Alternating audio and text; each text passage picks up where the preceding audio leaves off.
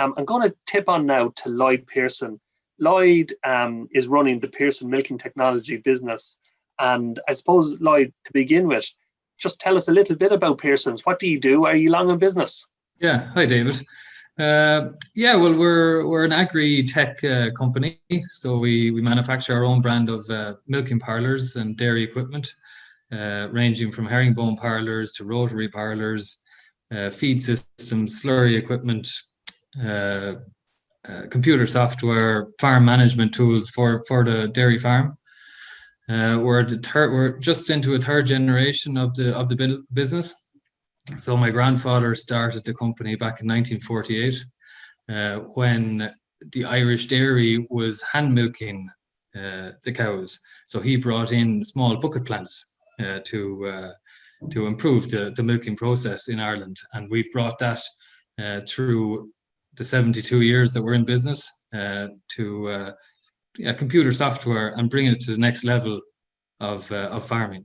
So it's fair to say, no pressure on you, Lloyd, now, third generation, you really have to make this family business work. So yeah, well, there's a brother of mine as well, David. So he's with well, me at on least it. there's the two of you now to follow in the grandfathers and the father's steps. Yeah. I suppose, what you're in the context of today's conversation, what percentage of sales are export sales for Pearson's? Yeah, well, currently we have approximately 40% in export. And with the boom of the Irish industry, which over the last years everybody is talking about, but that has come to a saturation point. So we have to explore new countries, new markets to fill that gap whenever the Irish market slows down.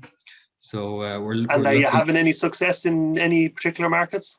Oh, we are. Yeah, we're having great success over in the east of the world. Milk is starting to boom as well. So we're looking, we're exporting into Bangladesh, Qatar, Turkey, Kazakhstan. So all the places where you go on your holidays. Yeah, that's it. So that's good now that you've third country experience, right? That's important, and we're going to come back to that. So going back to Brexit then, like, how concerned are you about Brexit and the impact it might have in your business? Because I know you're exporting into GB as well. Yeah, no, we are. Yeah, we're UK is one of our biggest markets. So I suppose the customs declarations again is a big point for us to get the goods through over into the UK. I know whether there's going to be a deal or a no deal. There could be tariffs. We don't know. Nobody knows.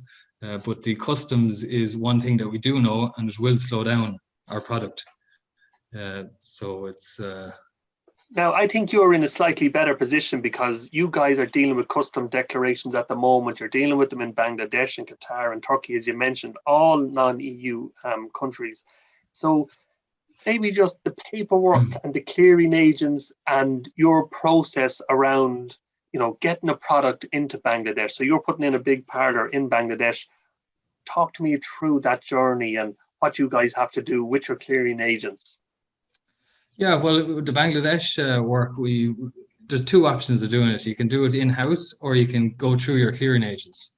The Bangladesh jobs we actually do in-house, and we work very closely with our agents on the ground over in Bangladesh because they know the running of the country, how things work, how it operates, what paperwork you need. So we actually do our paperwork. We cross-check it with our agents over on the ground. They talk to their clearing agents over their side to make sure the documents are correct before they're actually submitted. So there's a lot of pre-work to do because if you don't have your T's crossed and your I's dotted, there can be serious delays. And that echoes what Patrick said, doesn't it? Like that, the amount of communication that's needed around custom declarations is quite high. Yeah, no, it is. It's huge. And if there's something amiss on the documents, your goods could possibly be sitting in the port for weeks on end until it's actually solved. So not only do you have the delay in the product, but you also have the demurrage charges in the ports. And they are charged per day, per container, or per product. And they can add up very quickly. And if you don't have your documents correct, you can get into big costs in your charges. So you mentioned to me there last week that to handle that sort of delay period and that there might be a delay, you guys actually take a couple of steps about that. We do, yeah. Yeah, no, we've learned from the first couple of jobs we've done over there that Bangladesh on its own it's a slow enough process. So what we do now is when we book a shipment, you usually get about 4 days in the port. But what we do now is we pre-book an extra 2 weeks onto the 4 days. So as we know the paperwork might be a little bit slower, so we have that time to get it correct, or to maybe again with the COVID, there's been delays in the port with people not working. So it's really, and if you pre-book it, it's a lot better of a rate rather than if you're hit with it and you're not expecting it. Okay. Moving on, foreign exchange risk. Obviously, with those countries that you're dealing with, there's definitely foreign exchange risk. You're already selling into GB. When you're invoicing into GB, do you invoice in sterling or do you invoice in euro? No, we do all ours through euro. The markets are they fluctuate too much at the moment. So we price in euro and we get paid in euro. It's the only way to take the risk out of it.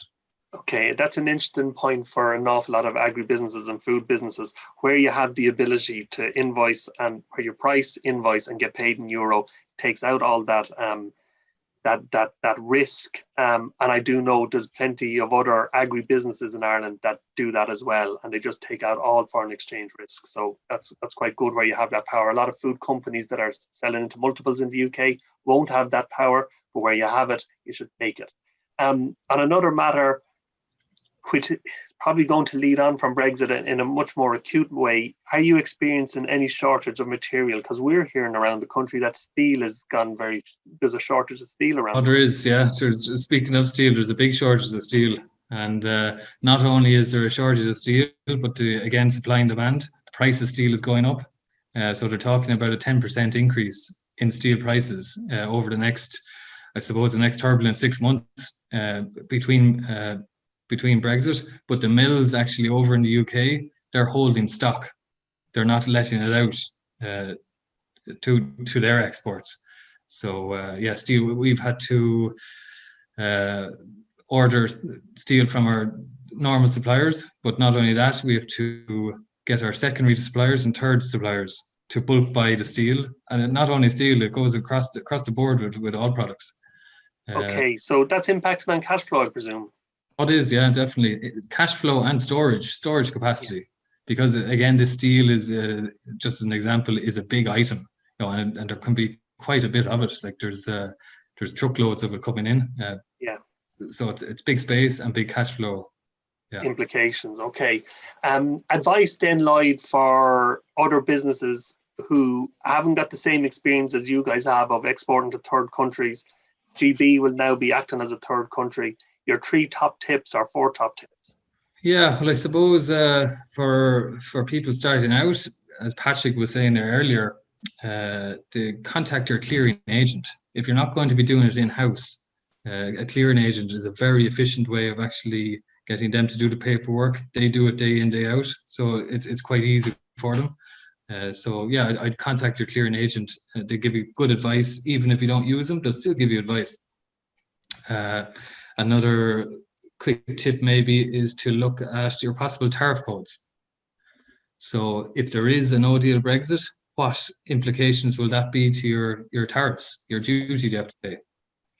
So just a quick search, and it's not per item. So if we're selling an item into the UK, say, it'll be a milking parlour, not all the individual accessories of it. So it's just under one umbrella of a milking parlour. Okay. And a third point. Again, as we were just talking there, cash flow. Especially if you're buying in from the UK, you could possibly be hit with VAT at point of entry. Yeah. And you'll have to pay that to get your goods out of customs. Yeah. So I think that sums it up well. Like, your paperwork right, and talk to a customs agent if you don't have the experience in-house. Managing your cash flow for the next sort of 6 turbulent months and making sure that you're as fit as possible going into the next year. And then looking at your tariff codes and just having some knowledge at the back of your head that if there isn't a fudge and a deal isn't done, that you actually start to understand, well, what's the implications for me? How competitive or uncompetitive am I going forward? Lloyd, thanks a million for your time there. So stay on the line, but Yeah, at this no problem. moment,